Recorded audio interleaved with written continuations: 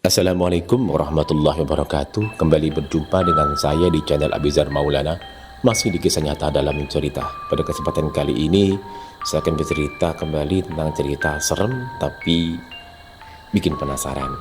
Namun sebelum kita masuk ke ceritanya, kembali mengingatkan jangan lupa subscribe dan tekan ikon loncengnya untuk mendapatkan cerita-cerita baru dari channel Abizar Maulana. Jangan lupa like, share, dan komentarnya. Mari pasang headsetnya, tegakkan sandaran tempat duduknya, seruput kopinya, kita langsung masuk ke dalam ceritanya.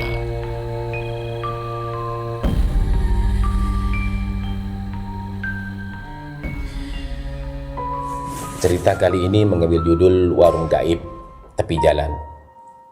Sebut saja namanya Irfan.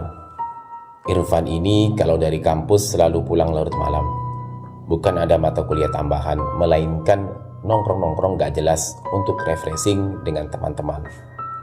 Lihat jam tangan sudah menunjukkan pukul 11:30 malam. Irfan dan ketiga temannya, sebut saja namanya Zaki, Rizky, dan Sony, memutuskan untuk pulang. Dan seperti biasanya, Irfan dan Sony selalu pulang bareng. Karena jalur ke rumah Irfan searah dengan jalur ke rumahnya Sony. Mereka berdua menggunakan motor masing-masing. Di awal perjalanan menuju pulang, mereka menjalankan motor beriringan satu sama lain. Malam kali ini ditemani hujan rintik-rintik yang dinginnya cukup menembus jaket dan membuat Irfan serta Sony menggigil.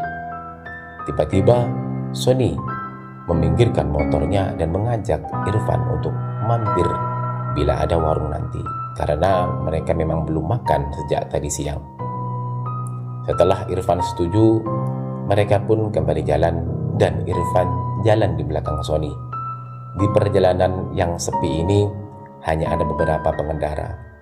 Sebenarnya malam ini malam yang aneh. Biasanya Irfan pulang jam 12:30 saja tak sepi seperti malam ini. Walaupun hujan rintik-rintik, masih ada orang yang berlalu lalang. Namun Irfan tipiskan pikiran itu. Mungkin itu hanya perasaan Irfan saja. Sialan, malam ini memang begitu dingin sekali. Irfan kurangi kecepatan motornya karena dingin yang membuat konsentrasi Irfan buyar saat mengendarai motor. Tiba-tiba Sony yang di depan berhenti. "Kenapa kamu, Son?" tanya Irfan kepada Sony.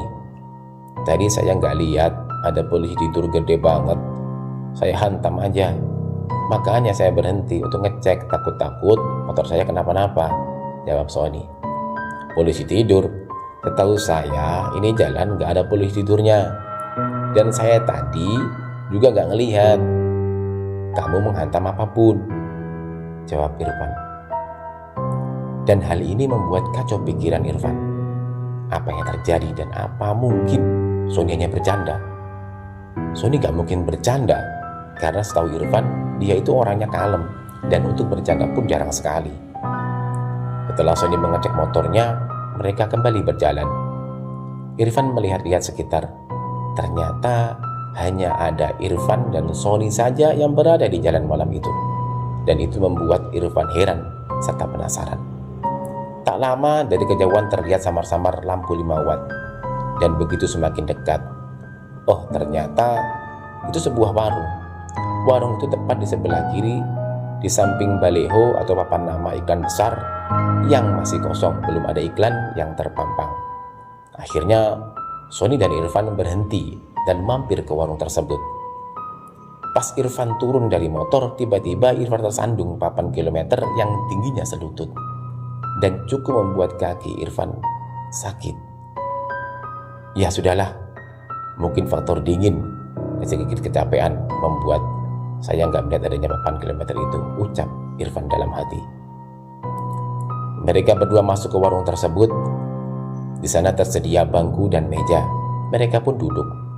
Setelah mereka duduk, keluarlah seorang ibu-ibu dan seorang bapak. Sepertinya mereka itu suami istri dan menyapa dengan ramah sambil tersenyum. "Pesan apa, Mas?" tanya ibu warung itu sambil tersenyum. "Pesan kopinya 2, Bu. Kalau ada makanan ringan seperti roti atau apapun, kami juga pesan 2 ya, Bu," jawab Sony. Ibu itu tersenyum dan kembali masuk ke warung untuk membuat kopi. Sambil menunggu, Irfan pun iseng-iseng bertanya kepada suami si ibu warung. "Warungnya buka 24 jam ya, Pak?" tanya Irfan. "Iya, Mas. Saya berjaga bergantian dengan istri saya," jawab si bapak. "Malam ini dingin sekali, Pak, dan jalan begitu sepi sekali," ujar Irfan. Dan bapak itu hanya tersenyum kepada Irfan. "Ini, Mas, kopi sama rotinya," ujar ibu warung sambil menyuguhkan kopi dan roti yang dipesan oleh mereka berdua. "Oh iya, terima kasih ya, Bu," jawab Sony. "Saya buatkan tahu isi juga, Mas. Dingin-dingin begini enak loh, Mas. Untuk isi perut mas-mas ini masih hangat loh, Mas," ujar ibu warung. "Iya, Bu, terima kasih." Lalu Irfan ambil tahu isi itu. Kebetulan Irfan sangat lapar karena menerjang dinginnya malam ditambah nitik hujan. Setelah Irfan makan, ternyata enak juga katanya. Begitupun juga sambalnya. Sampai-sampai Irfan dan Sony habiskan tanpa tersisa. Seperti biasa, sehabis makan, Irfan membakar sebatang rokok sambil menyeruput kopi hitam yang hangat. "Semua tadi berapa, Bu?" "Kopi 2, roti 2, dan tahu isi kita habiskan berdua," ujar Sony dan Irfan sambil tertawa. "Semuanya 20.000, Mas," jawab ibu warung sambil tersenyum. Setelah mereka membayarnya, mereka pun segera melanjutkan perjalanan pulang. Saat Irfan menuju motor, lagi-lagi Irfan tersandung 8 km. "Oke, kali ini saya benar-benar malang. Benar-benar meleng, gak lihat kalau ada batu besar di sini." Penasaran dengan 8 km yang membuat kaki Irfan tersandung, Irfan melihatnya. Di sana tertulis kilometer 12. Setelah rasa penasaran Irfan hilang, akhirnya mereka pun memulai perjalanan pulang. Jalanan masih tampak sepi, hujan rintik-rintik seperti tak mau berhenti juga. Di pertigaan jalan, Sony pun belok kiri, karena kali ini Irfan sudah gak sejalur lagi dengan dia. Dan rumah Irfan masih agak jauh sedikit. Anehnya, di jalan yang menuju ke rumah Irfan tidak sepi seperti tadi. Ada beberapa kendaraan yang lalu lalang. "Sialan, malam ini sangat aneh. Mungkin karena saya kelelahan," gumam Irfan dalam hati. Sesampainya di rumah, Irfan sholat isya dan membersihkan diri.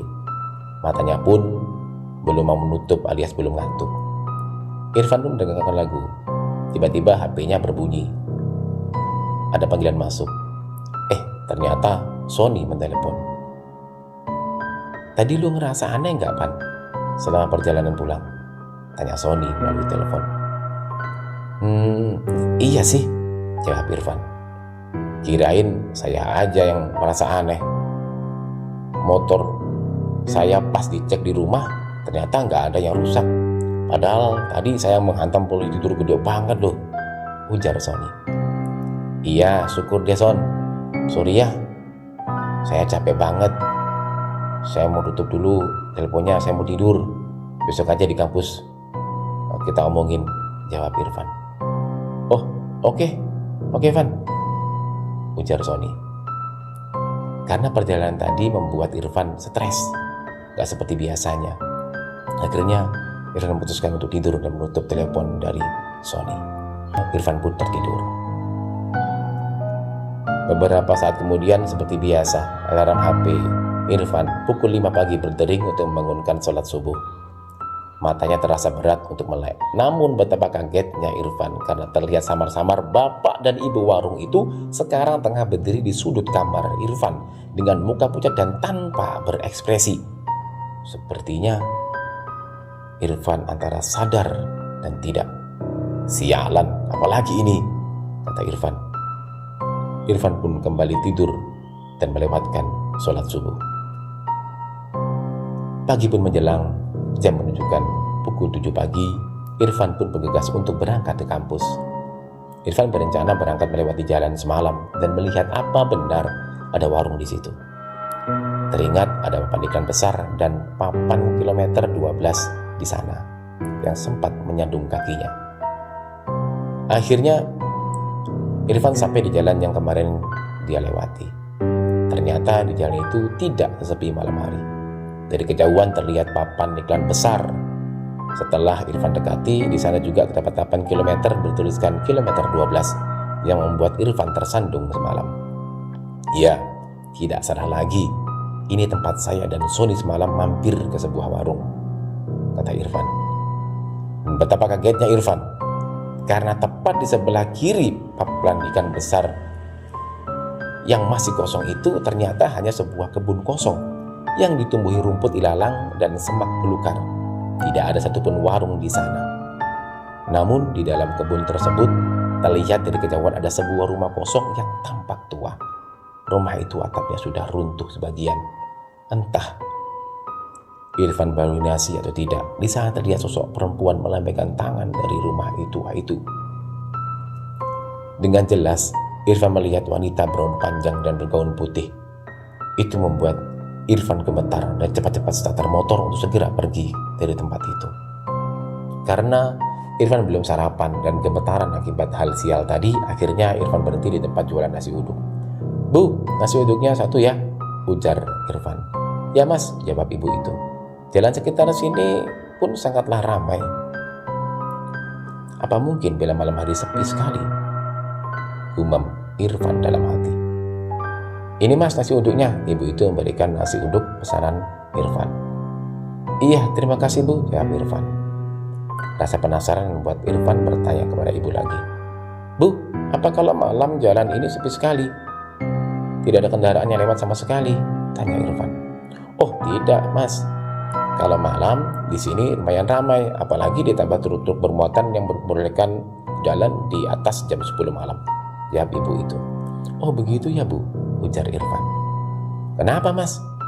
Kok mas pucat begitu? Sedang sakit ya?" tanya ibu itu. Dan akhirnya Irfan menceritakan kejadian yang semalam yang dialaminya bersama dengan Sony. Dan ibu kemudian menjelaskan, dulu di kilometer 12 itu ada sebuah truk yang menabrak warung, dan warung itu hancur tak berbentuk, menewaskan pemilik warung tersebut, yaitu pasangan suami istri. Rumah di dalam kebun itu adalah rumah milik warung yang tewas itu.